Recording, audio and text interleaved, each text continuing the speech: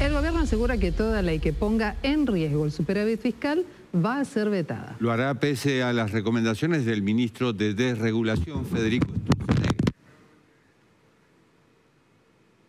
El jefe de gabinete, Guillermo Francos, reiteró que Javier Milei va a vetar todas las leyes que aprobó el Congreso, incluido el proyecto que redistribuye los fondos de coparticipación para las provincias. Sin embargo, los gobernadores se mantienen firmes en impulsar en la Cámara de Diputados el proyecto sobre una distribución automática de los aportes del Tesoro Nacional, los ATN, y de lo que se recauda con el impuesto a los combustibles.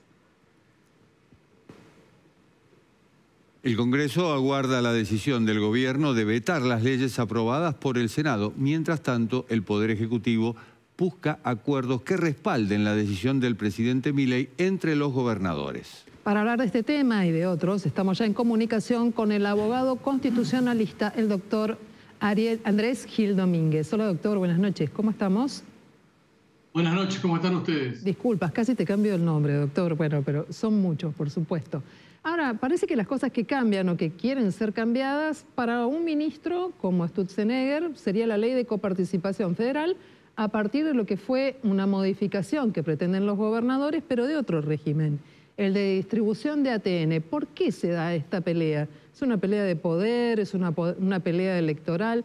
¿Tiene algún sustento legal lo que se está diciendo?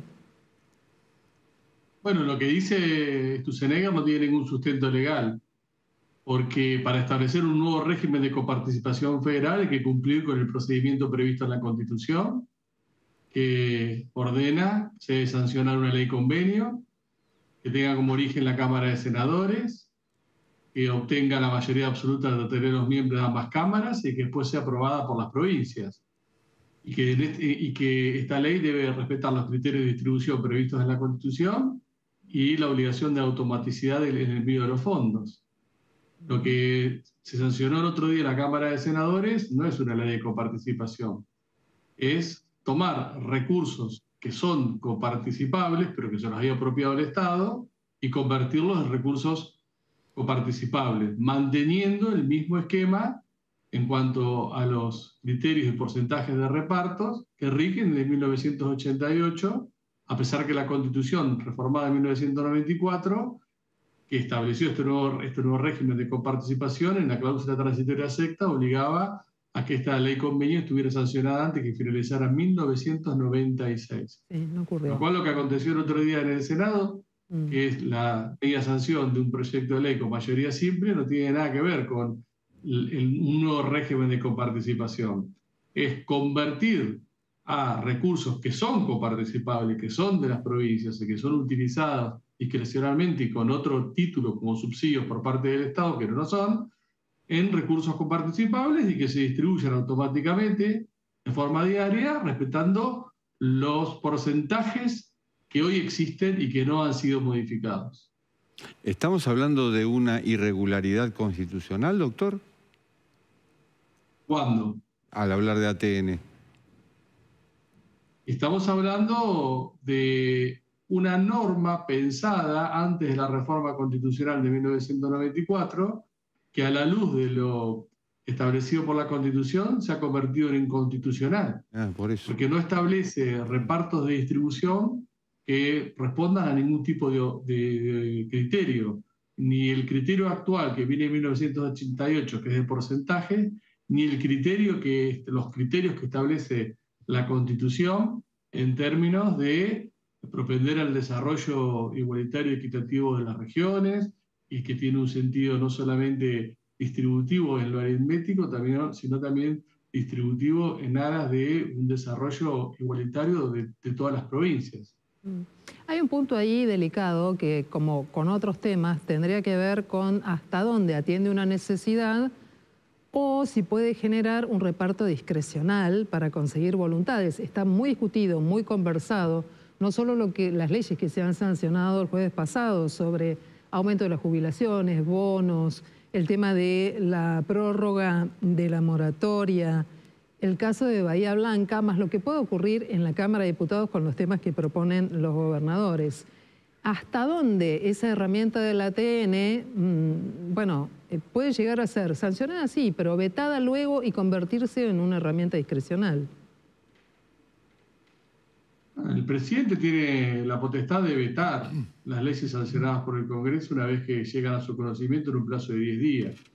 El veto es una herramienta excepcional. El veto tiene que estar fundado en argumentos constitucionalmente razonables, no es una prerrogativa monárquica atribuida al presidente para que inhiba todas las leyes que quiera porque quiere. Pero una vez que veta, los proyectos vuelven al Congreso, y el Congreso tiene la capacidad de insistir, la potestad constitucional de insistir con 2/3 de los miembros presentes de ambas cámaras, y si logra esta mayoría, el proyecto se convierte en ley promulgada, se publica y debe ser aplicado. Con lo cual el presidente podrá vetar lo que quiera, aunque me parece que está haciendo como en otras herramientas, un uso constitucionalmente arbitrario, una herramienta excepcional. Después el Congreso tiene la capacidad de poder insistir y convertir la ley vetada en una ley promulgada. Pero si recurre a la justicia el presidente para no aplicarla.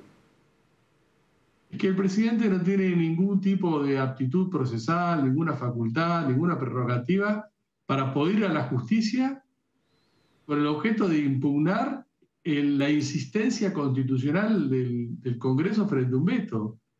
La Constitución, en el artículo 83, es clarísima. Si el Congreso insiste con las mayorías requeridas, la ley se transforma en una ley promulgada, debe ser publicada y aplicada por el Poder Ejecutivo.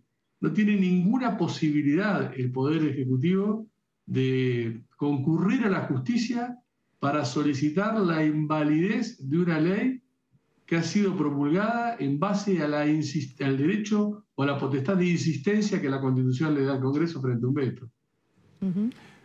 Podemos cambiar de tema y hablar de la causa vialidad y de, bueno, el plazo que tiene la expresidenta y los otros condenados hasta el 13 de agosto a las 9:30 de la mañana para devolver, en el caso de la expresidenta, 42.000 millones de pesos.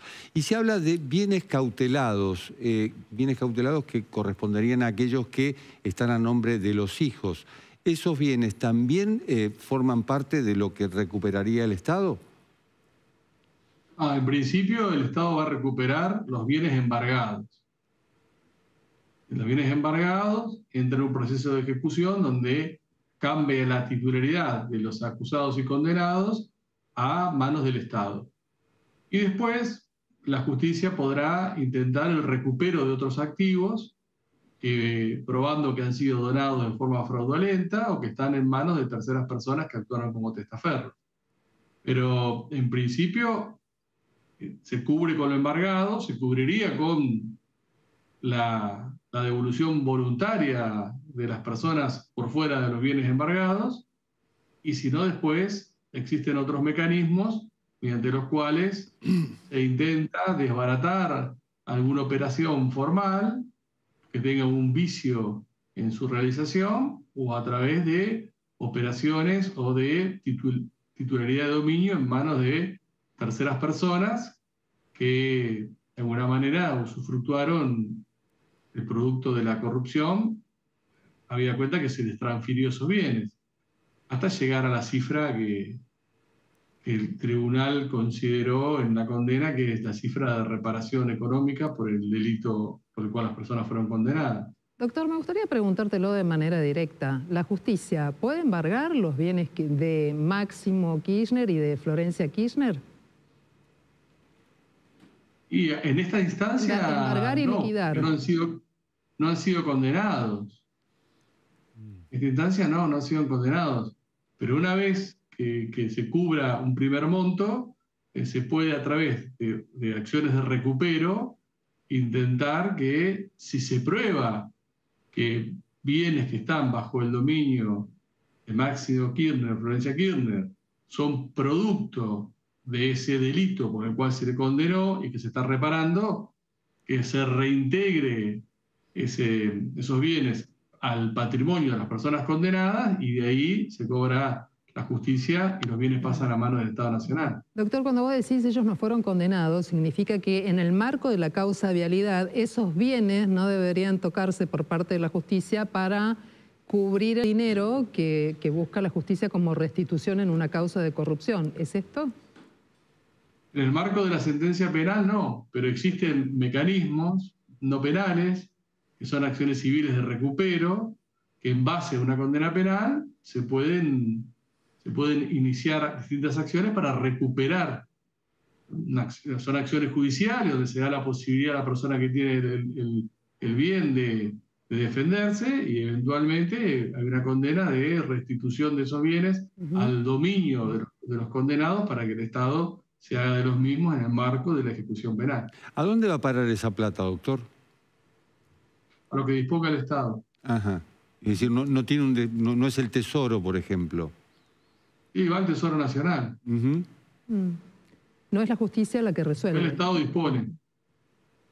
No es la justicia la que resuelve, sino de manera directa al Poder Ejecutivo, por ejemplo, ¿así? Sí, entra dentro de lo que es el erario público y a partir de ahí se aplica.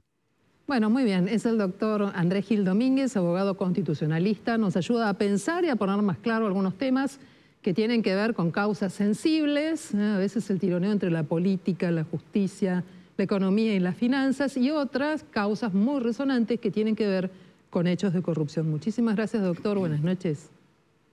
Muchas gracias a ustedes. Muy buenas noches. Buenas noches.